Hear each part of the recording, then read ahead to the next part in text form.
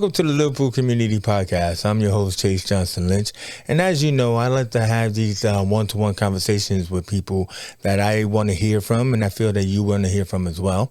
And I'm joined here today by, I would like to say, a special guest, only because this is different for me, because he's a local filmmaker, local competition, more than the Kevin Smith that I am. But then either way you look at it is, I'm really curious to hear his story, and I'm sure you'll be fascinated by it as well.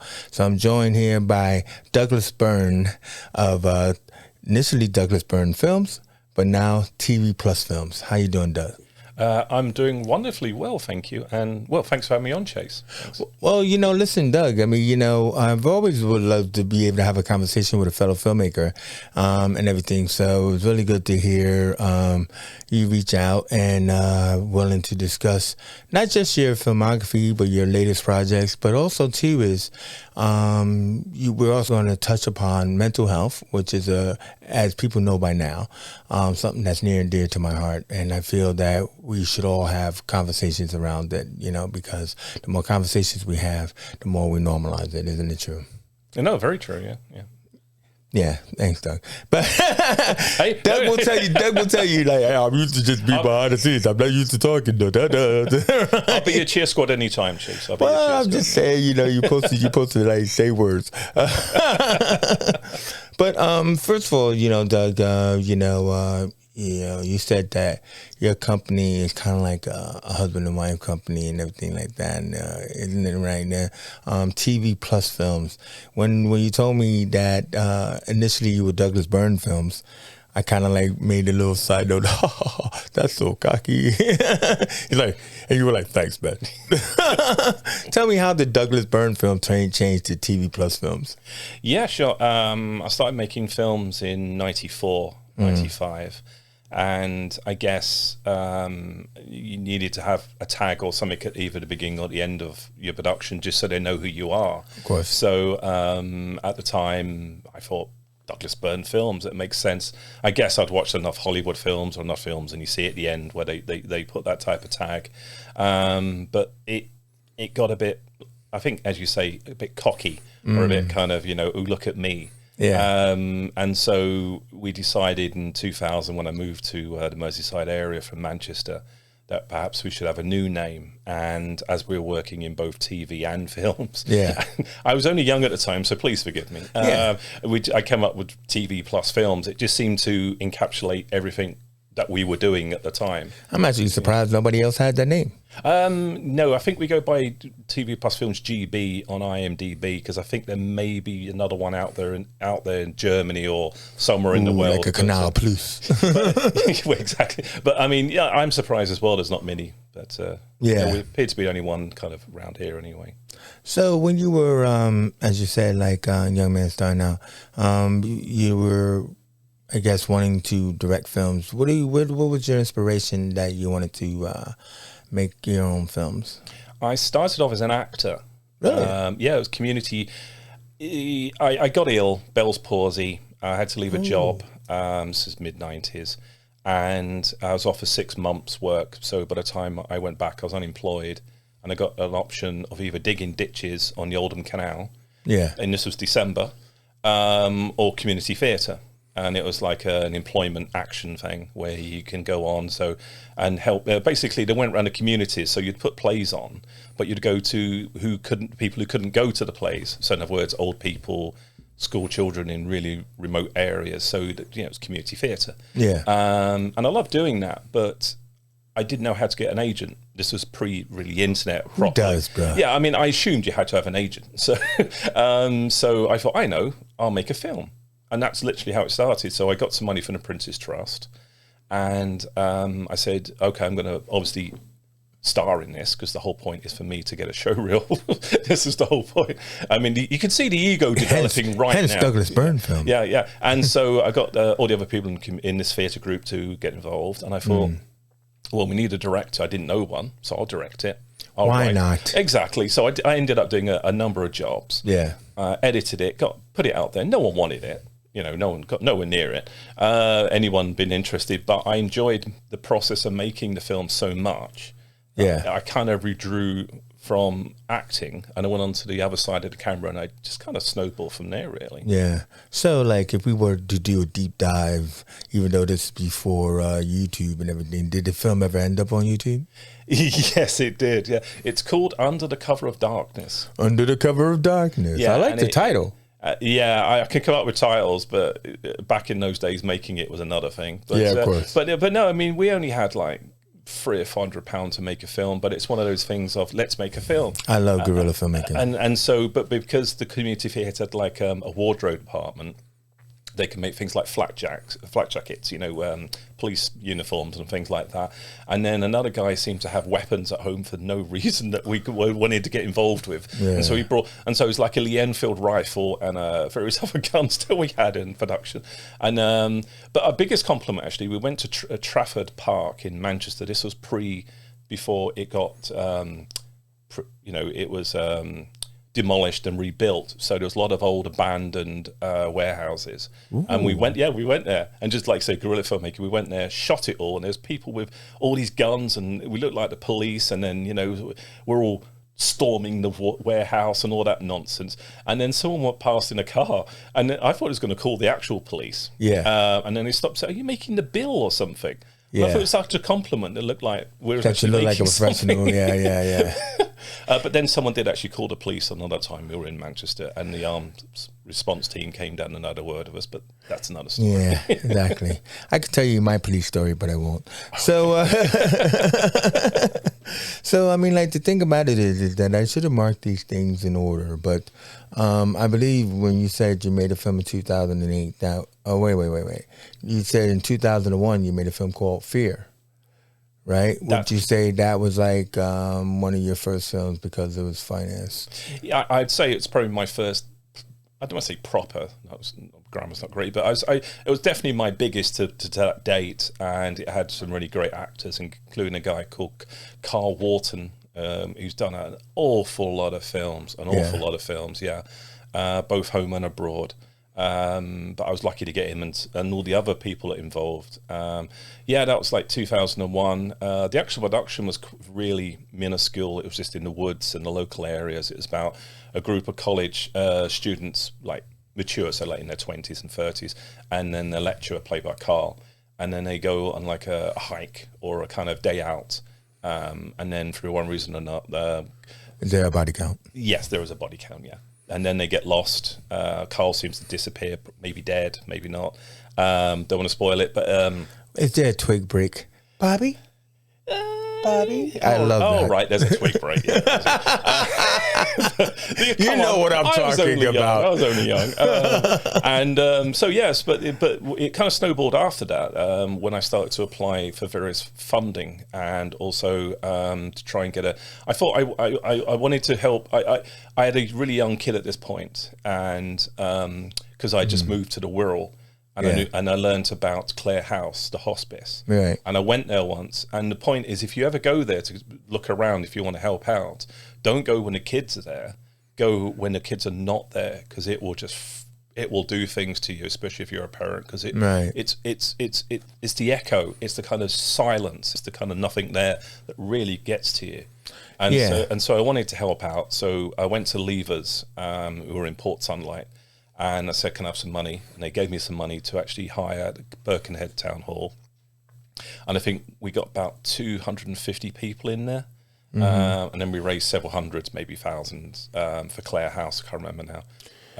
And then we got some money and got some VHS copies and got it in stores, including Virgin, W. Smith's, etc. Okay, so this is going to be the start of what I want you to lead to, because what a lot of local filmmakers should know more about and don't know about is distribution. Mm-hmm. You know, it's like, what am I going to do with my end product? You know, so I'm going to convince all my friends to help me make this film. We're going to make this film, no matter how good or bad it is. It's guerrilla style filmmaking, but you feel like it's a film when it actually is packaged. You know, you got a little cover, you got your little VHS and all that, and then but it actually gets on the shelf somewhere, like whether it's a Walmart or a Asda. And you said you made it into several little rental stores, didn't you? Yeah, we got into, I think it's like 30 local rental stores. So although they were not big chains like UK chains, they were kind of Northwest chains. I mean, obviously, none of them exist anymore. But at the time there were chains around that we got it into, and then also we got into WH Smith's and Virgin, local, not national but local. And it was just purely by asking, just going up saying, I'm a local filmmaker.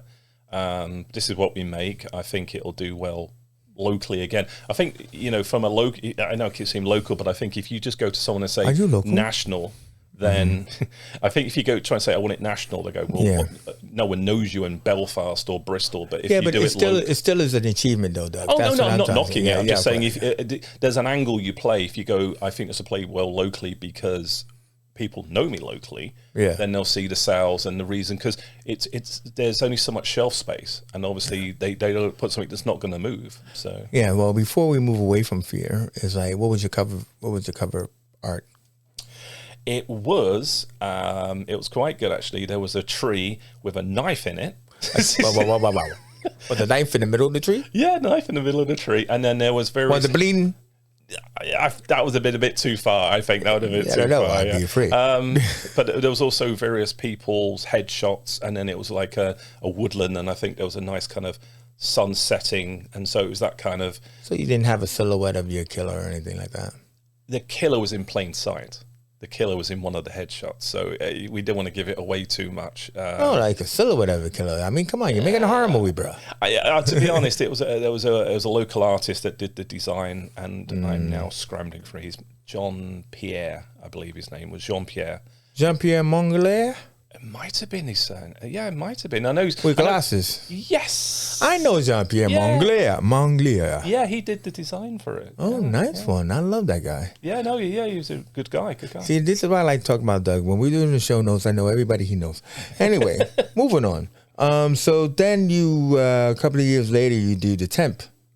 Yeah, there were a few other productions in between, but we're not going to do the whole filmography, Doug. But then we did The Temp. Yeah, I wanted to. This was like 2010, the end of 2010, 2011.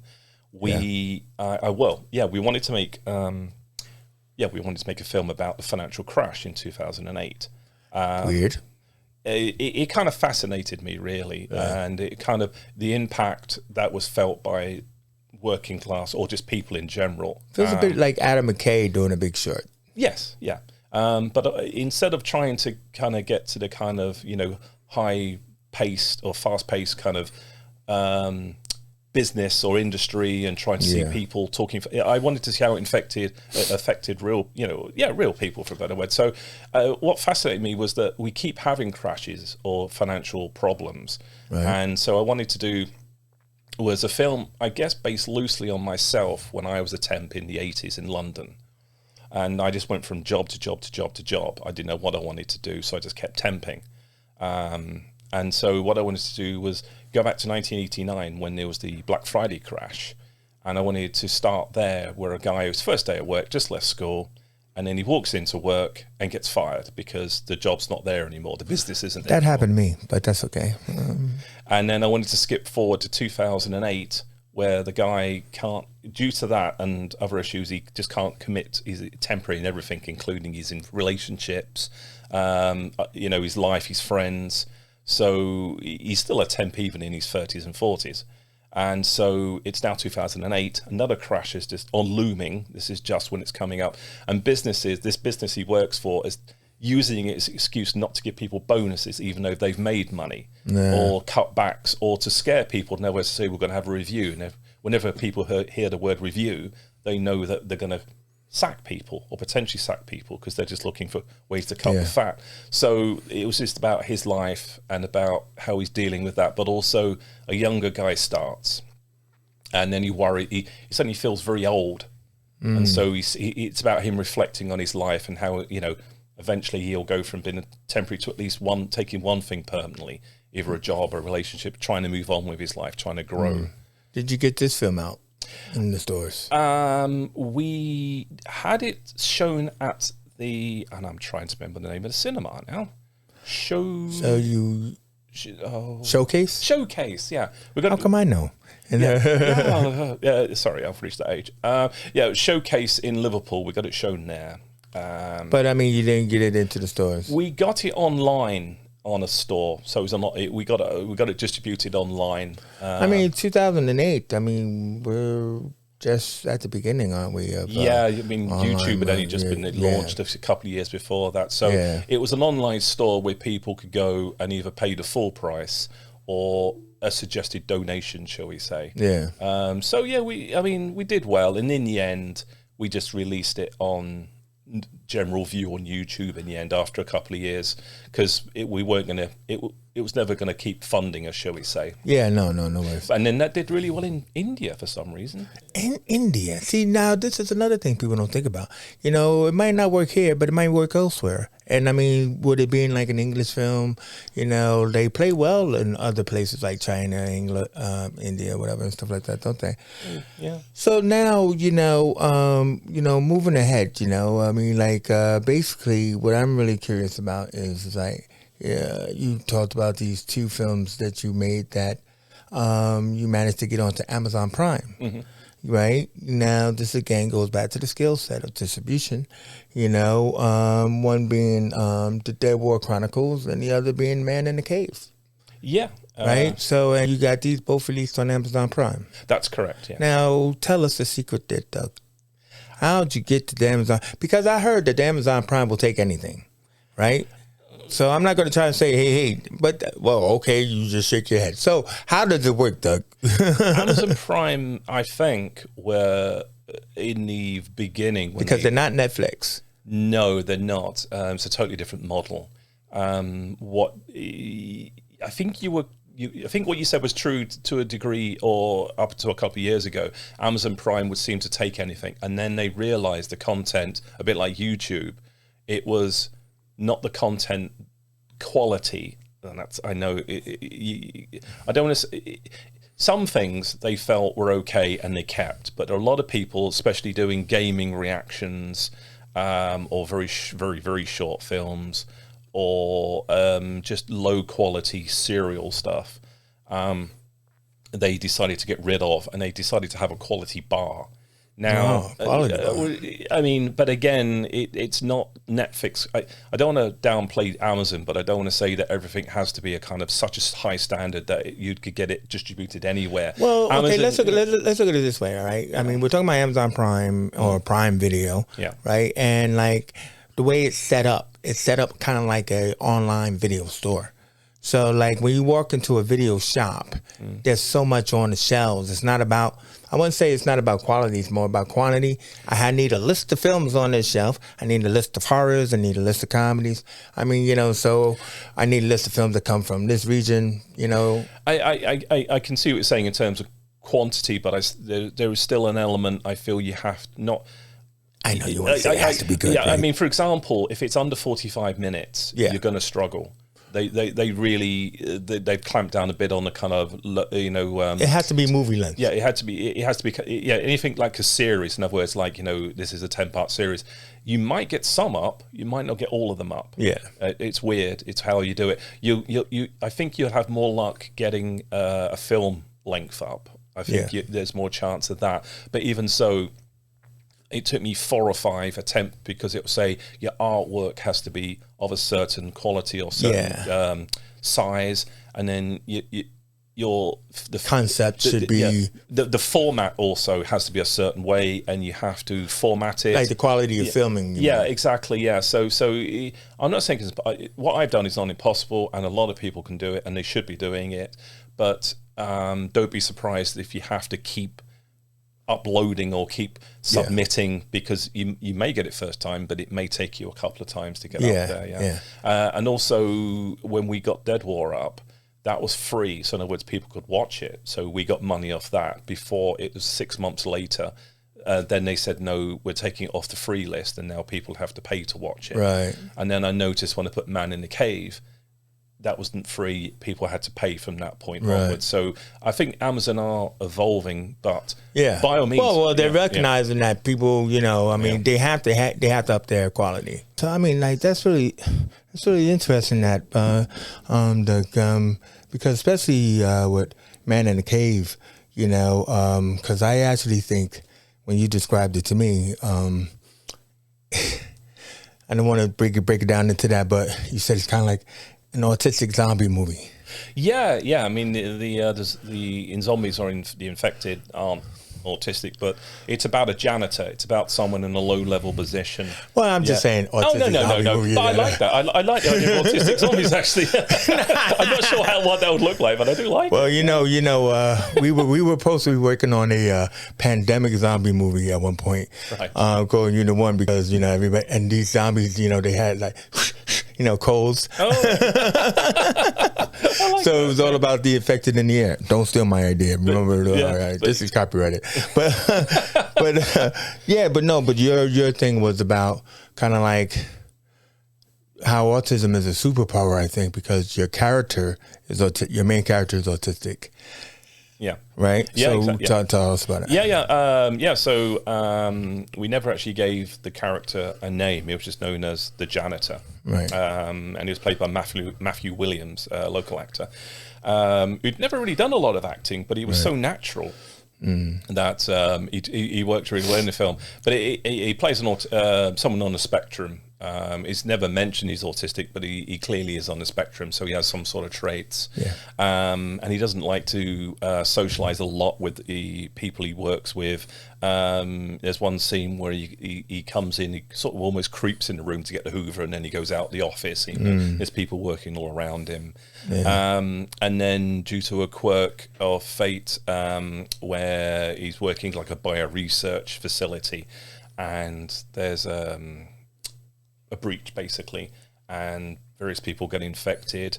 And I know it sounds so cliche about every other zombie horror film you've probably ever seen, but then it kind of stops there in terms of what a normal film would be, because I'm not interested in the infected particularly. You see them throughout the film, and you see the evolution and various different types of infected, and basically the infection, if you are an angry person, frustrated, or if you're violent, then that will come out in your infection. You become more violent, more angry, more frustrated, and then there's almost a sheep-like people, or the kind of docile people, where you almost become placid and just walk around, and you're not really interested in attacking people. So there's various different sets within the infected. But the whole point is that whereas Matthew's character we withdrew from society due to the infection and the breach, he becomes nullified to the infected almost. They can't sense him, they can't smell him, so he can actually go outside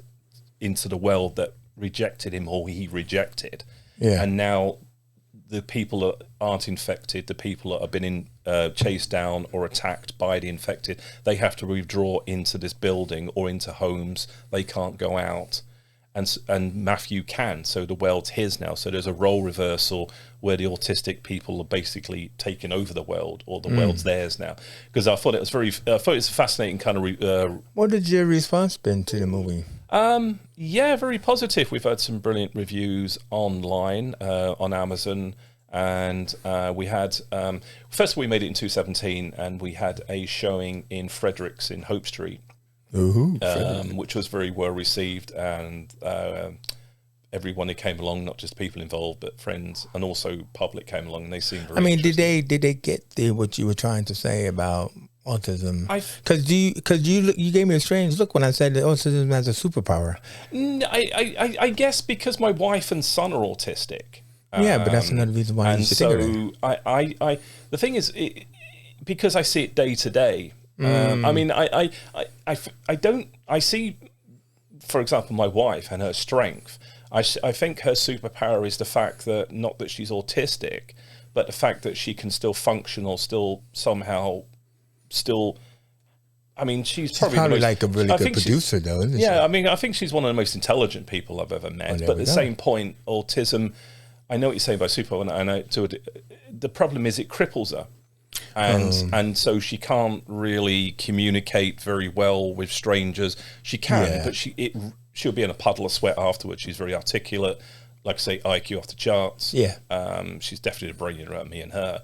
But unfortunately, whereas I can do this, she would be a puddle on the floor. Because of sweat. So so autism gives and it takes. Listen, Doug, I totally get you. Because see, I mean, on the one hand, it's like I'm autistic. My son is autistic. You know, my son went through the various stages. From dyspraxia to Asperger's to self-mutism. Yeah, and which is kind of like one of the, like, I don't know, to my opinion, one of the worst ones, because it's like being in a locked glass box, you know, struggling to get out and everything. And now that he's acting now, he's 18 and he's actually breaking out of his own cage, you know, and to me, which I'm very proud of, and that when I was in the days doing, you know, being locked in, you know, then I broke out. And I mean, most people wouldn't even think, if I say, you know, like, you know, I was self-mute or all that, you wouldn't think that, you know what I mean? This guy's so verbose. He won't shut up.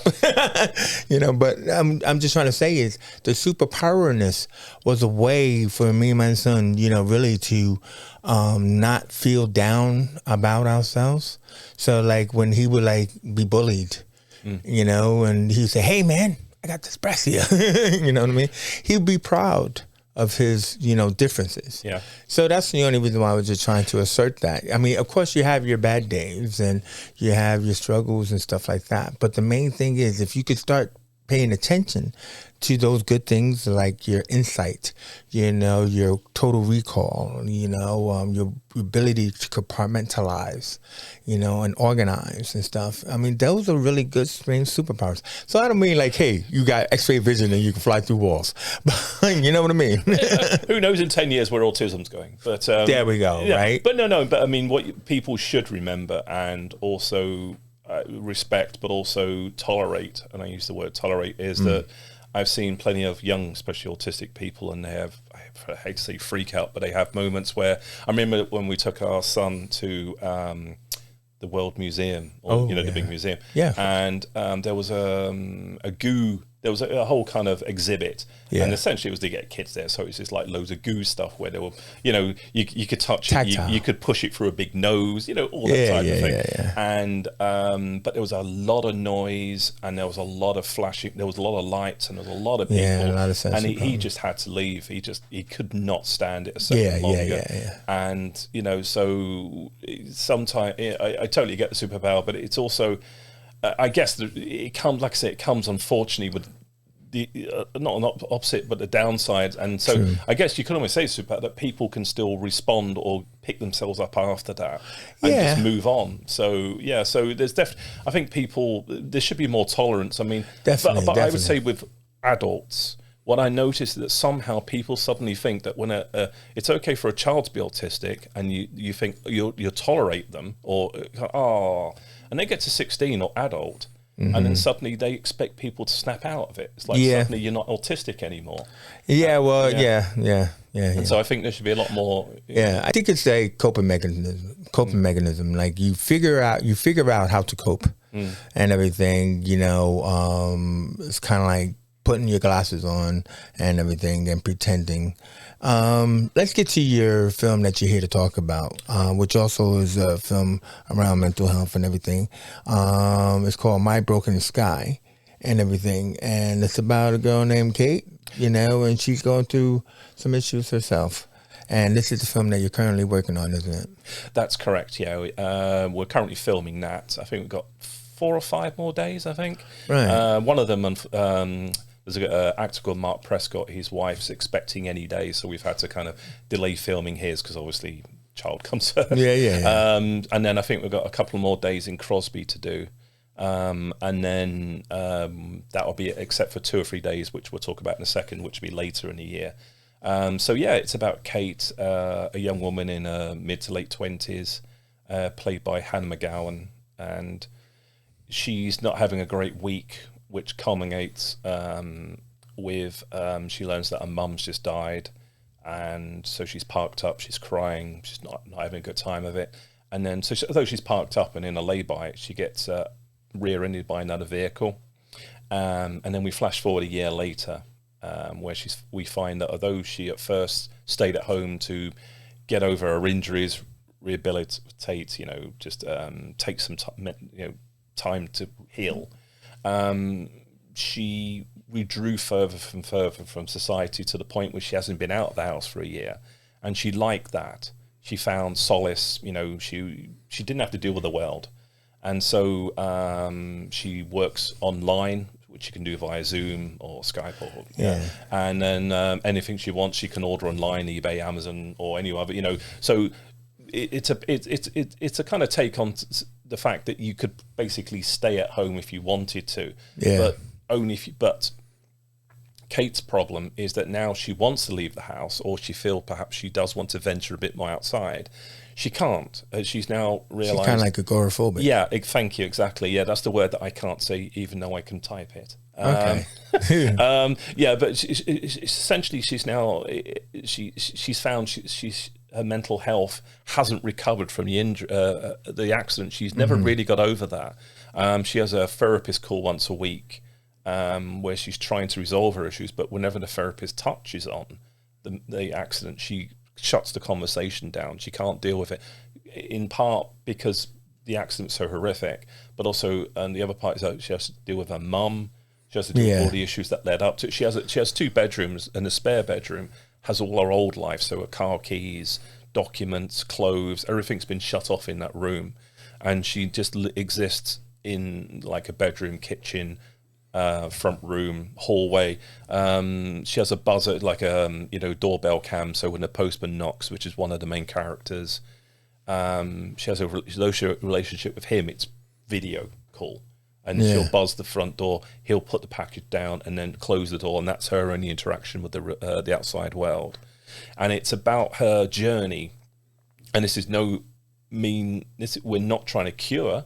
We're not trying to show you, right, this is what you need to do to get over this. Yeah. What I wanted to do was present a realistic, not depressing, but in the same entertain, but also educate, but just present a film which shows what it's like for people that can't leave the house, or perhaps want to, or are just going for a really bad time and have withdrawn from society, and now trying either to find help or to try and somehow find a way in their own mind to actually move forward.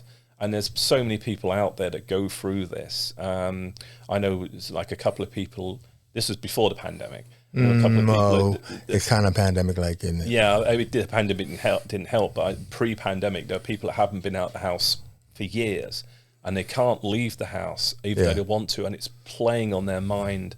And although they seek help, but it's about trying to heal to a certain point in your own mind, or come to a juncture where you might not go out singing and dancing, go to a pop stadium with thousands of people, but you might at least be able to go for a walk into the shops.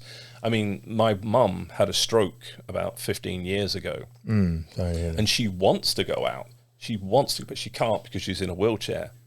And so she'll only go out when I go down and take her out. Yeah. But she's in Oldham, which is an hour odd away, so I can only do it once or twice a month. So there are plenty of reasons why people either can't go out, either because mentally or physically. And I think sometimes people judge them, or oh well, why don't you go out, or just sort yourself out, or what's your problem?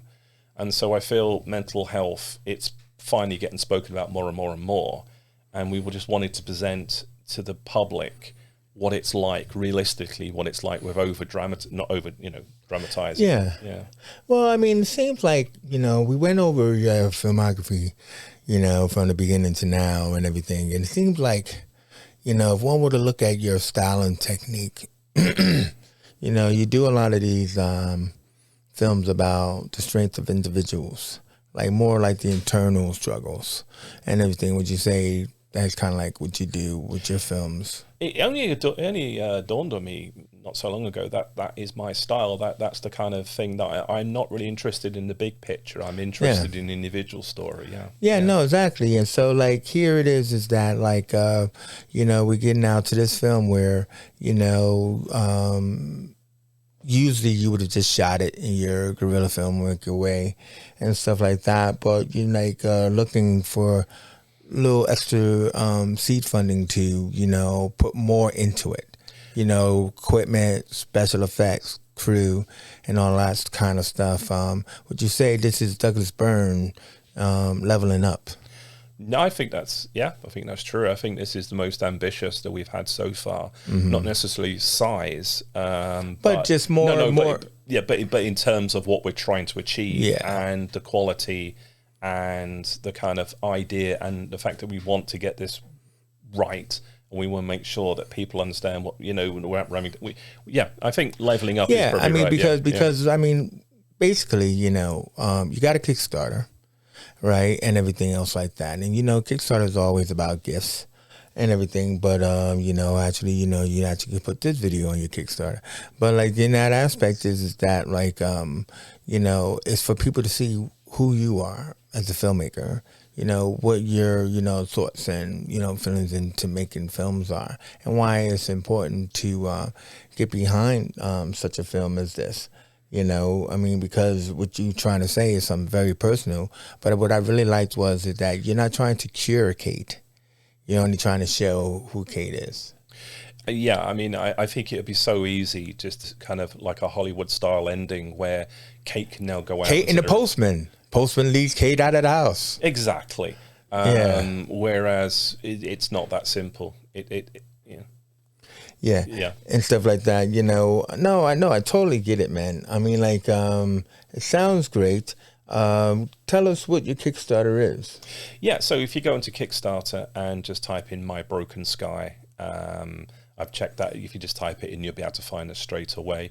There's plenty of videos. It's not just me talking. There's some of the cast and crew talking about their experiences, including Jane Pratt, who's in this, but she's also trained as a therapist, and goes on about mental health and about why it's important to make a film like this. And you can check our cool rewards. There's everything from personalized posters. There's a book in the film that you'll see that when you get you'll have behind the scenes photos, the script and everything else in it. I think it starts from £2. So if you wanted just behind the scene, if you just wanted Discord, I think it is, where it's like a private place website that you can go on and see all the updates and all the various film behind the scene videos and everything we shoot.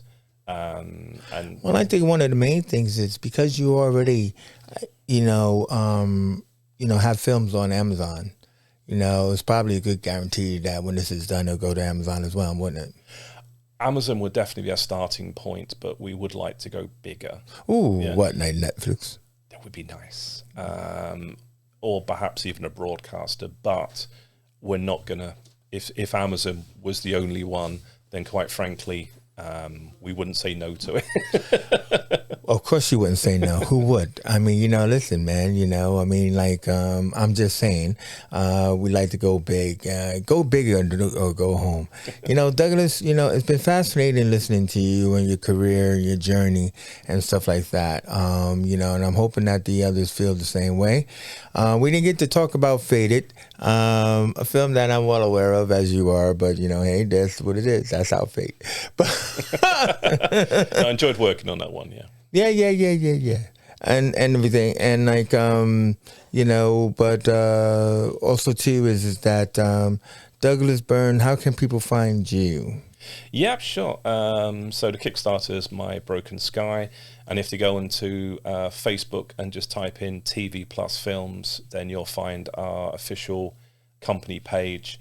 Or if you just want to, as well as what you got coming up next. Yeah, I mean, if you want to reach out to me socially, then Douglas Byrne on Facebook, you can find me there as well. Yeah. Douglas, this is not a dating website. Damn. Don't tell my wife that. Don't tell my wife. Yeah. Oh, you're in trouble now. Oh, only if she sees this. Okay, I see she won't. All right, Douglas, it's been a pleasure talking to you. I've loved it. Thank you. Yeah, no problem, man, and I loved it as well. That's been Douglas Byrne. I'm Chase Johnson Lynch. You've been watching the Liverpool Community Podcast here on Liverpool Online, and you know what? For now, we out of here.